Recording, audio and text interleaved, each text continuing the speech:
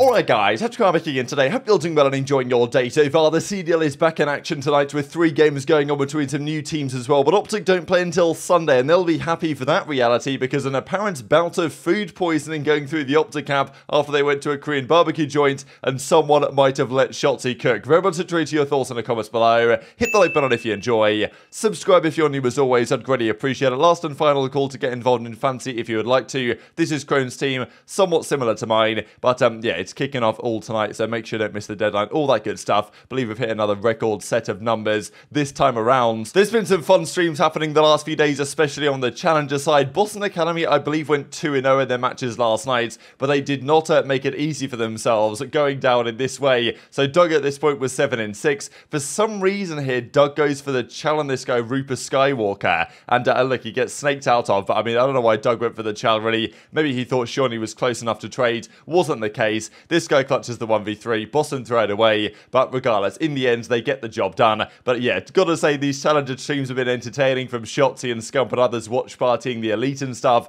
It's definitely looked rather good for players such as Krempins, put their stock to the moon. Doug's individual performance hasn't exactly been stunning, but, you know, nonetheless, the team's still getting the results done, so I guess that's fair enough. Also, update from Jacob L. We did talk yesterday about this new partnership between the CDL and this Citadel program, whatever it is, a new series, right, on Prime. And Jacob L does say that he's viewing this as a step towards staying with Twitch for the COD League. My understanding is that talks between the CDL and YouTube have cooled, but aren't completely over. So this might just be, this is like maybe wishful thinking on my part, but we're hoping possibly that the YouTube conversations and deal that might well have been done was more like you know, a bargaining perspective, right? The CDL understandably is going to try and talk with both YouTube and Twitch to find out what can work best for both parties. And maybe YouTube have more money to offer, maybe they don't, but I guess we'll see on that one. Obviously, it's been doing well for Twitch and for the CDL being on Twitch right now, and I think everyone really sees that and realizes that. Depends what the money says at the end of the day, but maybe they're going to YouTube, seeing what offer they can do, and then going to Twitch and saying, hey, this is what YouTube say, like, let's figure something out. And it does seem like that relationship for now is looking more and more solidified for at least the rest of the season. Next year, we don't know, but I think it's going to be a big surprise if we go back to YouTube mid-season. I don't think that's going to happen anymore. Next year, still unclear. Also, a quick discussion on Expo here. So we've actually seen some people play it over the last couple of days.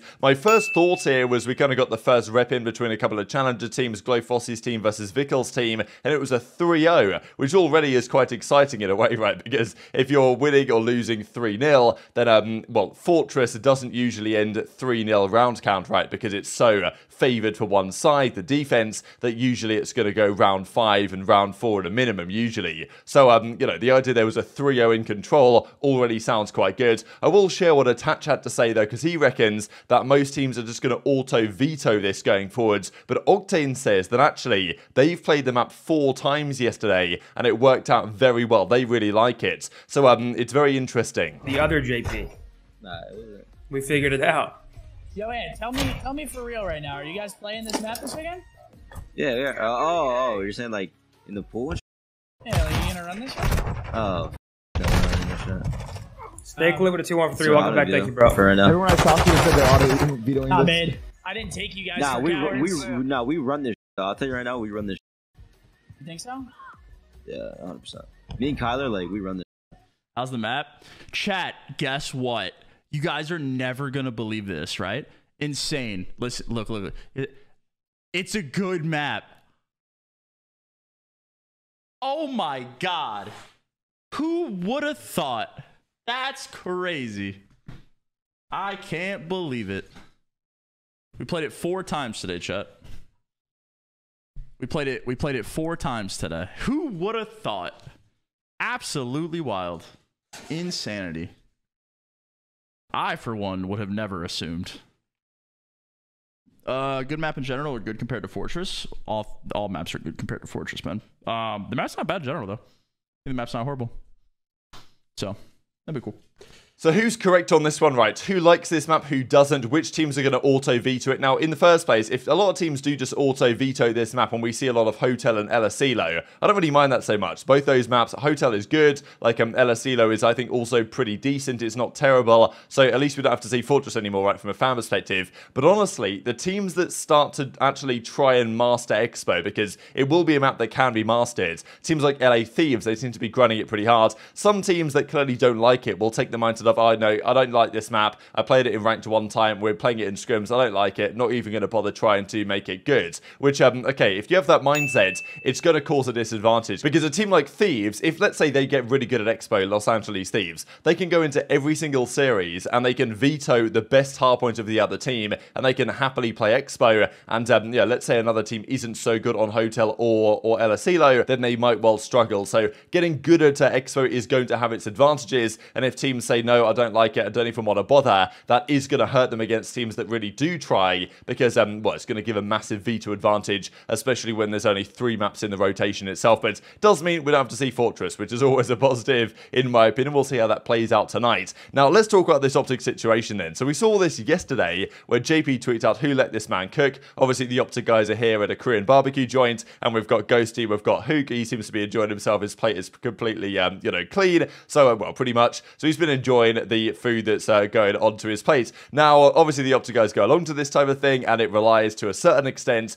on the individual in question doing a good job cooking up the food. Even OpTic tweeted out before, who would you trust least to most to cook your Korean barbecue for the team? And you know, obviously Shotzzy would be right down at the bottom of that list. Now then, Clayster comes out last night and quote tweets this and says, OpTic chalked out the scrim because of food poisoning. Don't let this man cook at Dan Ghosty. So this is pretty crazy, right? Now first of all, the guys in that OpTic camp are getting sick all the time. Shotzzy must be sick like at least once a month, this guy. I think he stays pretty healthy, like he goes for runs and stuff, but like they've got to get him on some sort of vitamin super stack, right? Now, there's no way Shotzzy has got all these minerals and vitamins coming in correctly. Get him on the vitamin D, the magnesium, the zinc, maybe even a probiotic for the gut health, right? Like, you know, they've got to level up Shotzi's resilience to getting ill, because this guy's ill all the time. I don't even believe it's him though this time around, which was a bit of a surprise to me, to be honest. But Ghosty obviously doesn't want to take this slander from Clay, and he replies and says, yo, I wasn't cooking for him or that side, blame Shotzzy. So I'm not exactly sure, like, well, he's saying here that whoever actually got the food poisoning, which is still a little bit unclear, but you know, blame Shotzzy for that side. So maybe it was who, I'm not exactly sure, because Shotzzy was on stream last night and seemed okay. It's obviously not Ghosty. Dashy, it might have been, but he was tweeting last night but wasn't streaming, so it might have been Dashy, I'm not sure. Either Dashy or Huke were, I guess, affected by this. Hopefully they're going to get better shortly. But Ghosty, as he says, blame Shotzzy, right, for cooking for that side of the table, so maybe it's Dashy, right? And then Clay says, who's letting ants cook their food? So, I mean, obviously that is not the wisest decision either. But Shotzzy was streaming last night, and there was a clip that came up from Shotzzy where he briefly addressed this and basically said, like, it's, you know, I wasn't actually doing any cooking. I was holding it up to the other guys, being like, is this good to eat? Is this good to eat? Like, Shotzzy didn't want to go anywhere near it because he knew that he would get some things wrong. So, fair enough, I guess, credit to Shotzzy on this one. So, yeah, maybe Shotzzy wasn't cooking after all, but nonetheless, the food poisoning that's affected the team in part still remains. But Shotzzy, Ghosty seem okay. So, you know, hopefully they're going to get better very shortly. Yo, who let me cook, bruh? Yo, who let me cook, dude? Phantoms, appreciate the motherfucking 1 year. Thank you, thank you, thank you.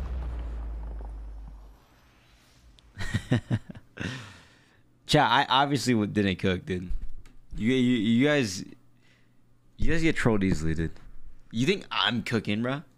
I was over here looking at this shit saying like, yo, is this shit good to eat? After I was getting served, bro. Another quality Shotzzy story here I've got to mention from Clay, because, you know, I reply with this one, and then Clay says, I can't find the video, but on Empire back in Modern Warfare when we went to London, Ant asked us if people were born with English accents or not. So, yeah, I guess all of us from England and the other countries, born with an American accent, and then you just have to go to the country and learn another one. Shotzzy's built different, there's absolutely no doubt about it. And, you know, before we go on to this, Dashy says, it's only crazy until you do it. So, I don't know, right, exactly what's going on with OpTic, but they do play London on Sunday, which is not necessarily going to be an easy game. I mean, London have a difficult first match today up against Thieves. Then they play OpTic on Sunday, so it's tricky for London. But honestly, that London team, in my opinion, should be better than it was before. And we know how close London took OpTic at their major. Yes, that was a rather inferior version of OpTic than what we saw for the final couple of days of the tournament, but still, they took them game 5. Probably should have won that series, London will think. So this time with minus Porlex plus iLLeY, with an actual SMG in the team now with Nasty on the flex,